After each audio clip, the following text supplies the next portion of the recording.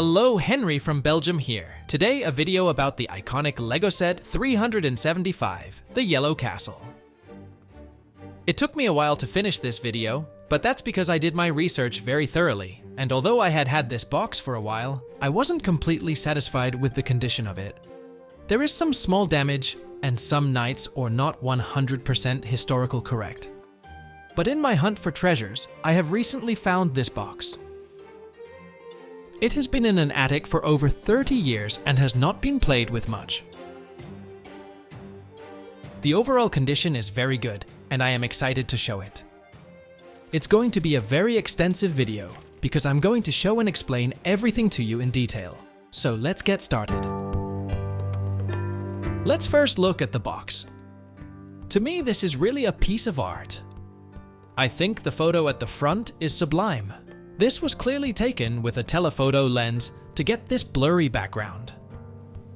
But the castle is quite close to the background, so I suspect that some kind of editing or double printing was used. I can't say for sure how they did it, but it looks fantastic. Don't forget that we are talking about a box from 1978, so this is from before Adobe Photoshop, Lightroom, or other photo editing software. Also, the fact that it is a daytime scene with a lot of color really appeals to me. In the later sets from 1984 onwards, mainly orange and sunsets are used for the artwork.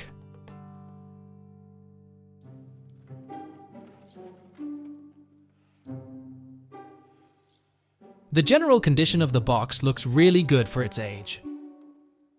Unfortunately, I see minimal damage here due to the removal of a price tag.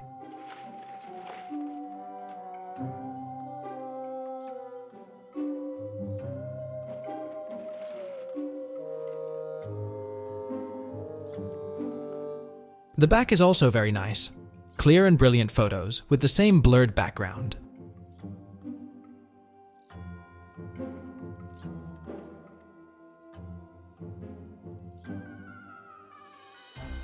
And there are also several photos depicted on the inside of the box, which give you good suggestions of how you can build the set in a different way.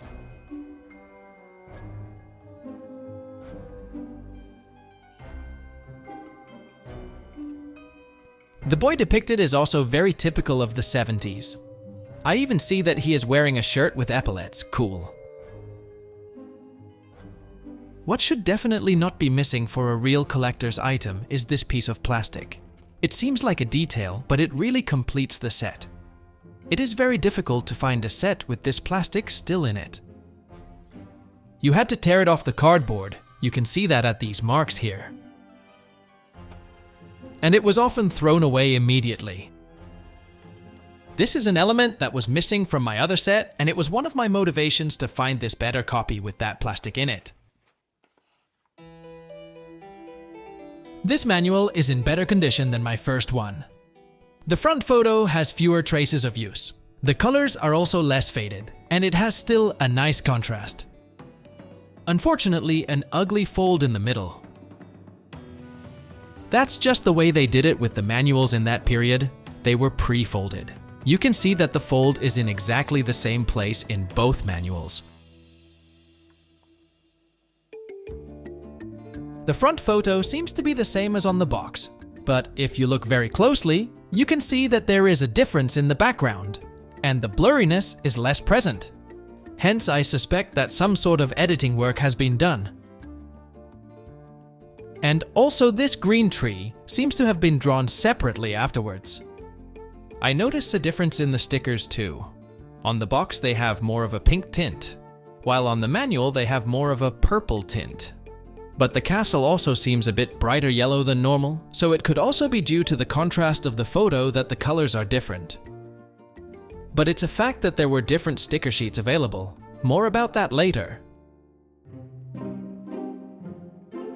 The positive thing about this manual is that it is a handy small format, and it is not the kind that you have to open and where you end up with a large map that takes up almost your entire table. But on the other hand, it seems a bit too compact for me. The drawings are quite small, and you have to pay close attention to see which bricks are added each time. Of course, that is also because the castle consists entirely of bricks. The wall panels that are later included in the castle sets were not yet in use at that time. But in fact, it's not that difficult if you understand the system behind it. A new layer has actually been added per drawing, and halfway through, you get the instructions to build the 3 towers. Then also the suspension bridge, and at the very end, the minifigs and the horses. But it could have been a bit clearer and larger for me. An A4 format would have been ideal. They are clearly still hand-drawn instructions, and perhaps the steps are not very extensive because drawing these kinds of manuals was also very labor-intensive. At the back, there are again 2 beautiful photos. This one is already depicted on the box, but this is a new one, and it also offers a nice alternative to get creative yourself. I always wonder if many people, and especially young children, manage to copy these alternative constructions exactly and correctly, without separate instructions. Finally, I can tell you that this is an earlier European edition, because of the year here. And the fact that here only the number 375 is printed. After the American version was released, it says 375/6075. But apparently, there is also an earlier edition of this 375, and this contains a color photo of the set. A nice detail is that the knights have dark gray space helmets that never had been produced. And another important detail to know is that there was originally a catalog from 1978 in this box, consisting of 20 pages. Nothing special, you think, but also a collector's item, because on the picture of the yellow castle, a knight is depicted with a blue visor. That part also never went into production. I have never seen it anywhere. So my set is not quite complete yet at the moment, and I will have to hunt for this catalog.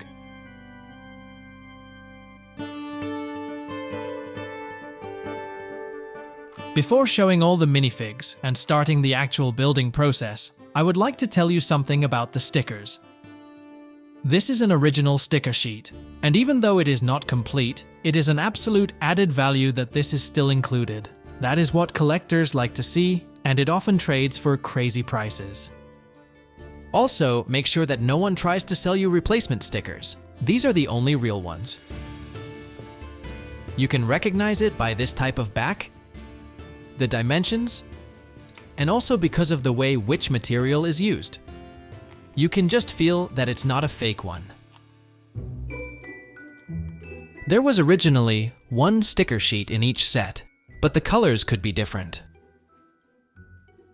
ranging from dark purple, even a bit on the brown side, to light pink. In my first box, I have minifigs with different stickers mixed together so I can show you the difference. A logical explanation could be that one sticker sheet can be found in European sets and the other one in the American sets, but that is not the case, because there are 3 variants depending on the year of production. And I have to say that I actually prefer the dark variants, and those are actually the ones that were first produced from 1978 onwards. So the dark ones are the first editions and the most valuable. I have seen very few of them, and 80% of the time I see the pinker stickers among collectors.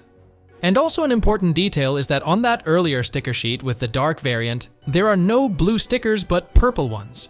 So I also have knights with purple shields and armor in this box instead of the blue ones. It was only during my search for information that I found out that my first box is actually a mishmash of different sets mixed together.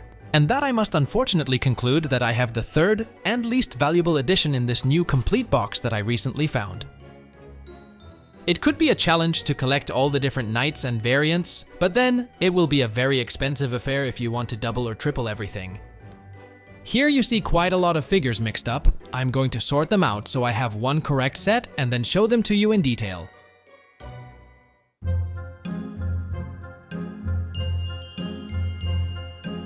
Okay, and now the minifigs. There are 14 in total.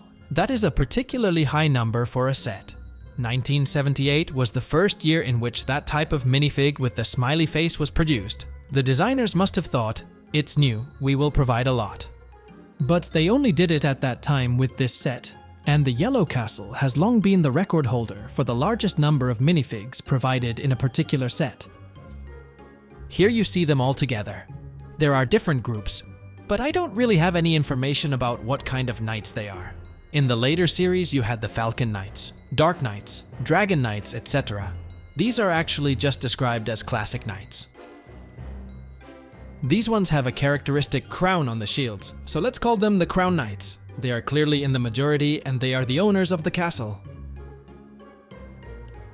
A combination of a knight on a horse, guards, and field knights. In addition, there are 3 other groups each, with 1 knight on the horse and also a field knight. In my opinion, they are in beautiful condition, and they are the most valuable parts of the set. They may look like ordinary minifigs, but there are a few key things that will help you identify whether you have the original and historically correct ones, and also whether they are in good or bad condition. First of all, they all must have a head with a closed stud. But you have also checked the torso. There is no print on it. But most important, the torsos are hollow. And I have often seen that they have been replaced. I had bought some before without knowing that, so these are not historical correct. So, you need 14 hollow torsos. Furthermore, all weapons and helmets must be the light gray color, and not the later dark gray color. And as to the condition, you have to look carefully at the helmets. The piece above the nose of the guards is often broken off or shows a stress mark. And on the space helmets, it is very important that there is no tear in the chin or a stress mark. And of course, all stickers must be present and in acceptable condition. The stickers are attached to such a breastplate. The gray breastplate is unique to the castle theme, but that same year, I saw already also a yellow one in a town set, with stickers attached for a street sweeper.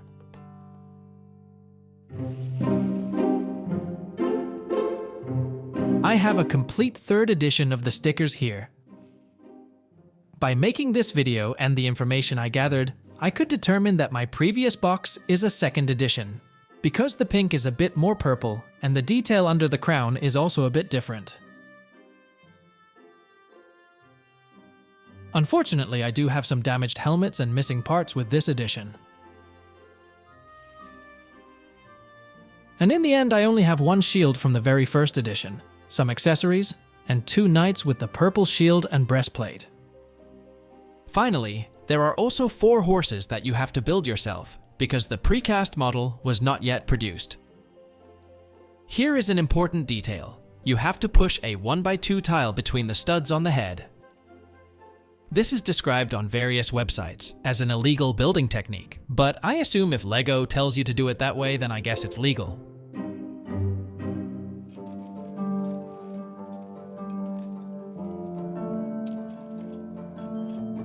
Okay, and then there is one more fun feature that I would like to show you before I finally start building the castle.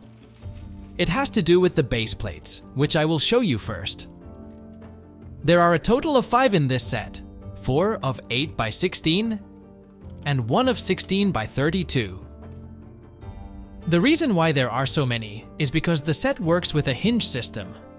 But what I want to show you is the following, and for this purpose I have emptied the box in the meantime. You see a gray plastic tray here. That is very handy because it contains different compartments to store everything neatly sorted. But you can take it out, and then you will see that there is foam underneath. If you look closely, you will also see this recess. This is specially provided to store the base plates.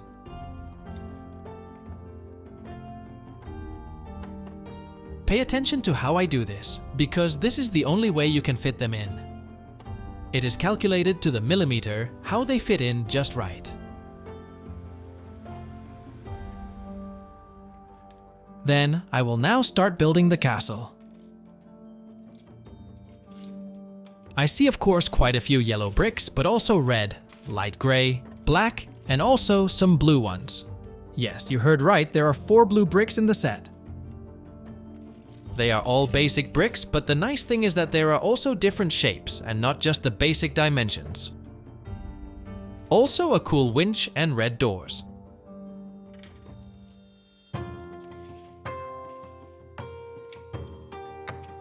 Okay, first of all, I will put the 5 base plates in the correct order like this. Of course, I have seen the end result with other collectors or videos of people building this castle, but this is now effectively the very first time that I am building this castle myself. What I do notice right away is that it will not be a walk in the park. It's basic brick building, as I like to call it, but I still have to be careful to make sure I attach all the bricks in the right place. It's actually a kind of puzzle of more than 700 pieces that I have to put together. It's searching and building, and I actually like doing that. It makes the building process challenging. What also immediately strikes me is the condition of the bricks. The bricks shine beautifully, they have really not been played with much, and the yellow really stand out.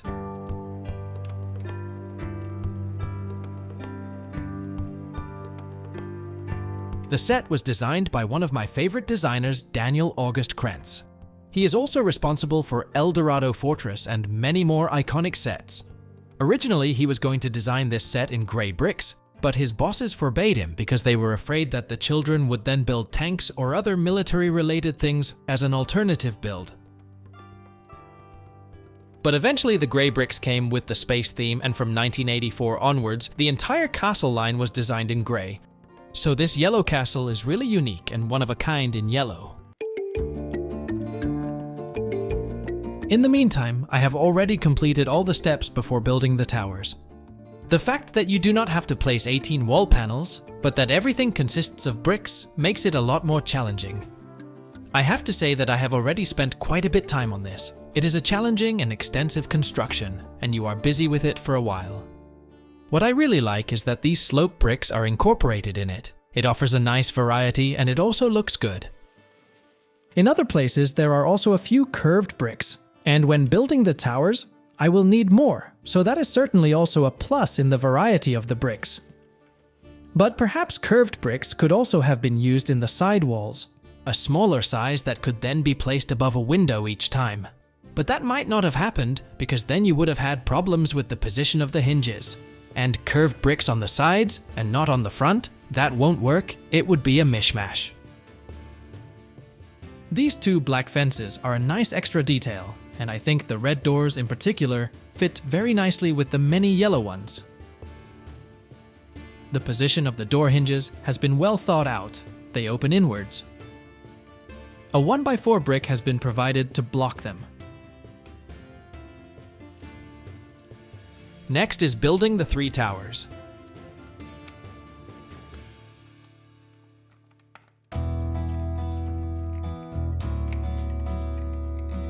It's also fun, and the middle tower has some nice bricks that represent small windows. These bricks only appear in sets between 1969 and 1981, and were also used as headlights in older train sets. You also have these round bricks 1 by 1, and here too, it's important that they have a closed stud if you want everything to be historically correct.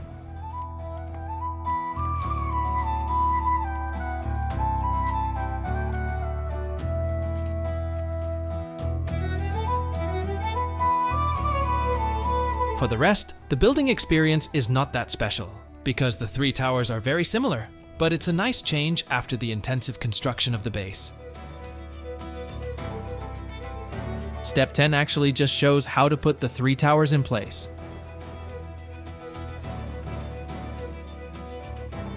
And then I can immediately start the final step, and that is building the drawbridge. That's actually the best part of the castle for me. It's a play feature, and so you can really do something with the set, which is always a great plus.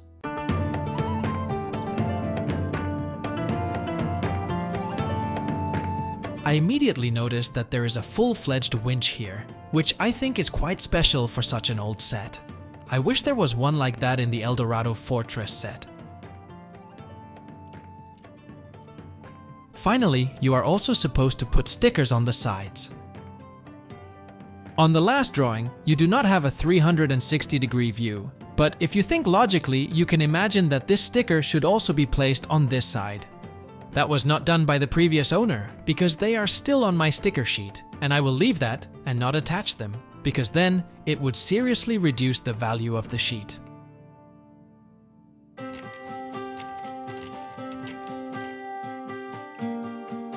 I think it is a very nice result, especially considering the time period of 1978 when this was very innovative. You can discuss how the hinges work and how the castle opens. It's a bit unorthodox because you actually create two walls with openings on the left and right, while you would rather expect to create one very long wall.